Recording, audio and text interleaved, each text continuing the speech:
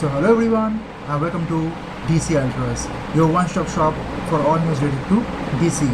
And finally, I am back again with another podcast of Peacemaker Season 2 Episode 5. And today we are going to the multiversal ride with Peacemaker, and that's to a very emotional one. So it will be a spoiler episode, so if you haven't watched it yet, go and watch it in HBO Max. If you are outside India, and in India you can go to Jio Hotstar and you can stream the live episode right now. It's available. So let's begin. And if you guys are new to our channel, please like, share and subscribe the channel, hit the bell icon so that you guys never miss any update from my channel whenever I upload a new video.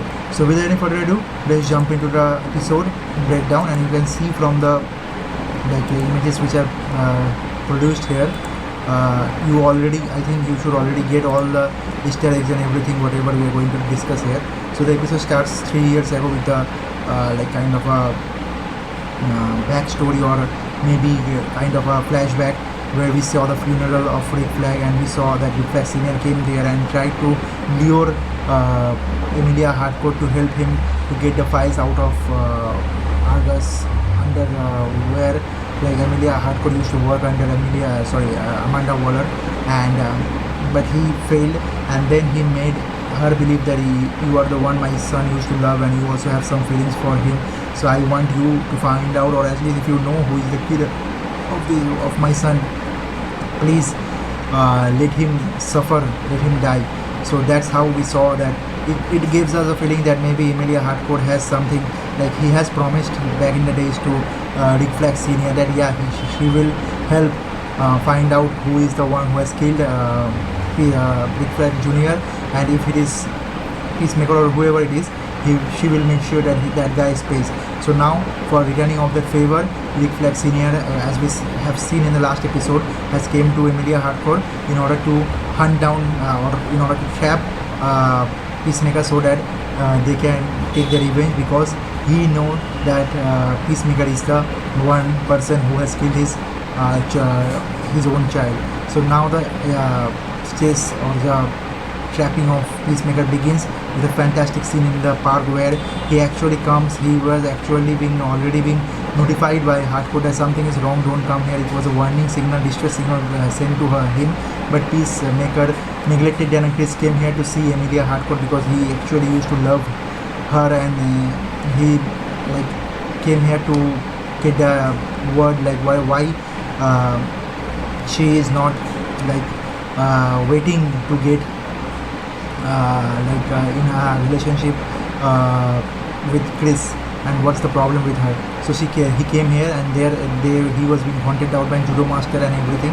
Actually the plan was to neutralize him with a tranquilizer dart which Judo Master used to shoot at him with a sniper, but at the moment he saved himself, Chris, and he kind of tried to escape from there, but Argus was having him covered from all direction. And Sasha Bordok's character, first time we have seen her as a kind of a person with meta abilities or super abilities, you can say, not a superhuman but super abilities.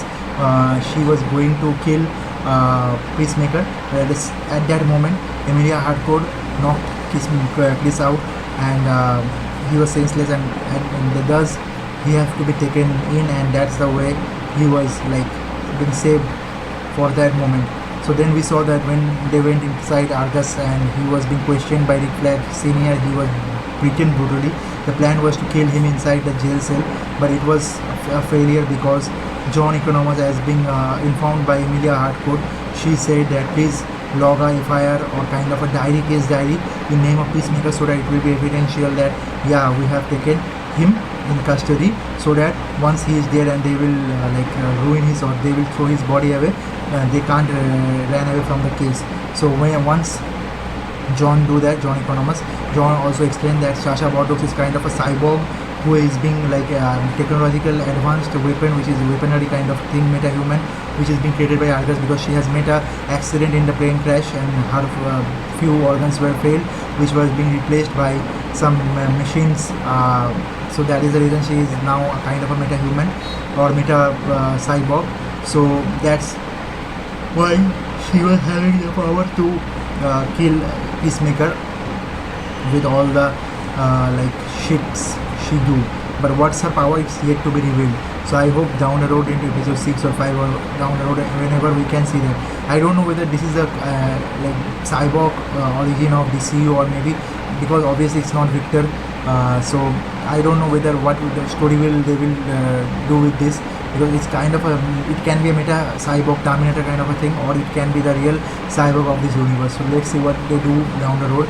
So then we saw that as John has locked the FIR, Sasha Bottoms went there and stopped Rick Flag Senior from killing, because she said that if you kill him in the custody, you will be framed, because there is already a FIR logged, and it's logged in the system that we have bring him in order to like have him inside the custody.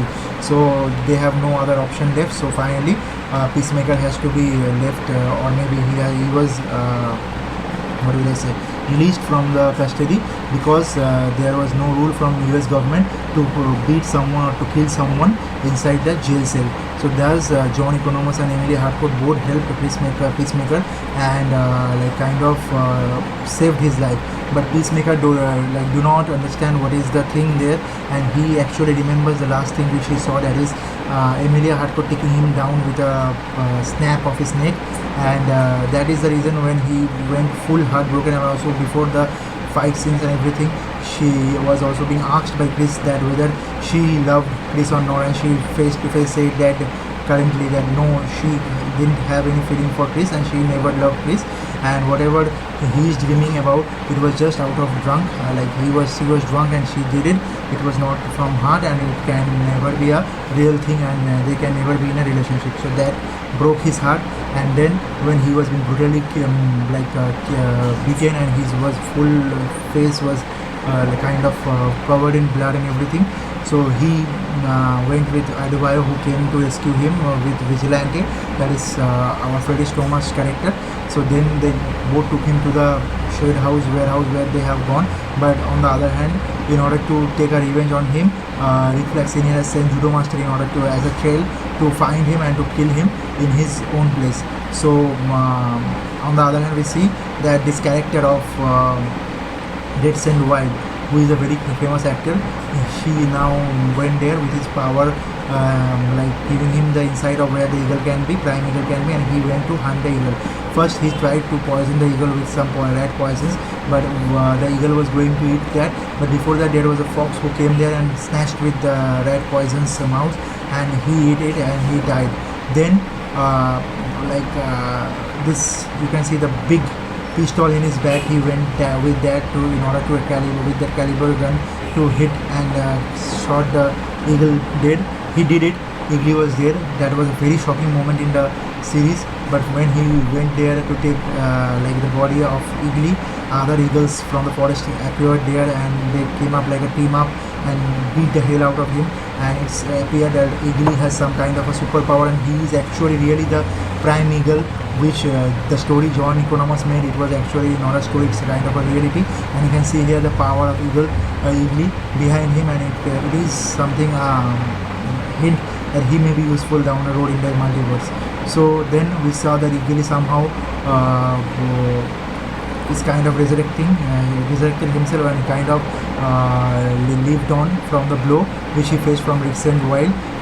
But then we see that Judo Master was there in Peacemaker's home, where Peacemaker asked Adebayo and this person Vigilante to leave him alone for a few moments, and he opened the door, and he has made his mind that there is nothing good for him in this world, and he needs to wait to the next other world where everything is perfect, and that is where he can live happily. So he took his own side chick pal Eagly, and he went there with the dimensional rift being open, which have to be closed permanently so that he can never come back, or no other person should went inside there. So that's what they did. And then we saw that Judo Master, on the other hand, who was following him, went behind him and giving a trail below that I have followed him through the doors. And when Adebayo and Vigilante, Adrian Chase got the message from Peacemaker that thank you for everything, and you will always be a good friend, and I will now meet you again somewhere be good, be happy, like those, like kind of a parting ways message. So when they found those message, they went there to in search of Peacemaker, and they found that the door was closed, the multiversal doors, and Peacemaker was also not there. So then they also found that the Cheeto's fingerprint, because while writing the letter that I am following him through the doors, Judo Master was eating Cheetos, so his fingerprints filled with Cheetos have some marks on paper. So they also found out that yeah, Judo Master has followed him to the other dimension through the portal. So that's how the thing came into action. And then we saw that Adebayo was very much heartbroken, and everyone was very sad. She calls for a 11th Street Kid call up, because they got a kind of a message or a letter before Peacemaker left. So in that letter he mentioned that I have tried to live my life in a like respectful manner in this world, but this world is not suitable for me. Whatever I try to do, it's not working out for me, so it's better for me to went out there in the new dimension, so that I can explore myself and have a good life there, so that everyone loves me and everyone do care for me. I can be the brother to my brother, that is Keith, who is alive there. I can be the father, like son. My father always dreamed of me, and I can have the father which I always dreamed of for my father always need to be, because my father was a there here, and I can do good for people where I will be appreciated as a superhero and not as a superhero, and I will not be having the guilt of killing Rick Flag Senior, and I will also marry Emilia Hartford in that dimension, and I will live there happily. So that's the end, kind of a emotional ending of the episode. Everyone was feeling a little bit down, and they were crying. Adventures was crying, like Freddie Stroma's character Adventures, that is Vigilante, he was crying rigorously. And then we found out that Adebayo and everyone decided, the 11 kids did, that they will, if the first time when Peacemaker shifted the door in this new place, Adebayo kind of saw what he did, so they will try at least once to open that dimensional rift door, so that they can go there and bring him back, because they don't want him to be suffering in other dimension. And on the other hand, we can see that Emilia Hartford, how much like she is in dilemma and everything. She never used Peacemaker as a bait to get back his job to Argus, so she also want his friend, or kind of a pal or teammate, whatever you want to call him, back, that is Peacemaker back. And she actually initiated that move of going to the other dimension and bringing back peace, so that she can also do the wrongs which she did by helping Argus in order to catch hold of Peacemaker. So that's how the episode ended in this season's episode 5. But now the main thing is going to begin, because we all know that none of the critics got the episode 6 preview and anything from 6 to 8. So there will be huge amount of cameos and everything which will be coming out of our way, as already been mentioned by James Gunn. So I can't wait to see. And on the other hand, we already saw in the other dimension that there is a giant kaiju, the same kaiju from Superman, which is already been featured, but this time instead of Superman and Justice Gang, the top trio, that is Peacemaker and his brothers Keith, Atom character, and his father Blue Dragon, they killed this kaiju. So that's already a reference to that world of DCUs and whatever cameos we are going to expect. So I am excited to see whatever they are going to show us in the next episode, in episode 6, and also in episode 8, round around how 7 and 8 actually give us the real ending, or like classic ending to the episode, like to this run of season 2. So very excited and hype. Let's see what happens down the multiverse, because as in the other world, it can be anything, anyone, and even Batman, Superman, anything can have an appearance, and everything can happen. So I am having my finger crossed, hoping for a huge amount of Easter eggs to discuss in the next episode. So do check out the next episode podcast. So as of now, this is the end of the episode's podcast, because this is the end of the episode here with the story, and I have briefly break down it with you, and it was very emotional story for me. I felt very much connected, because it's a story kind of having a character act like Joker, where Joker never wanted to be a good man, he always wanted to be a bad person. But in this retrospection here, this is a kind of anti-Joker story with Peacemaker, where he was a bad man, but now he's trying to be a good man. But basically here, he was never given the option to be that good person, and he has to pay for the past wrongdoings he has done. So with this being said, I feel very much connected with the character of Peacemaker, and mostly because of the acting of John Cena. What an actor he is. He has made me cry through today's voice acting and also the scenes which we have seen today in the episode. So I hope you will also like the episode and also the podcast. So please like, share, subscribe the channel, hit the bell icon so that you will never miss any update. And also do check out the episode 5 in Jio Cinema, Jio Hotstar and HBO Max if you haven't. So that's it for now. We will be meeting again with another podcast next week. Until next time, hashtag DC Ultra.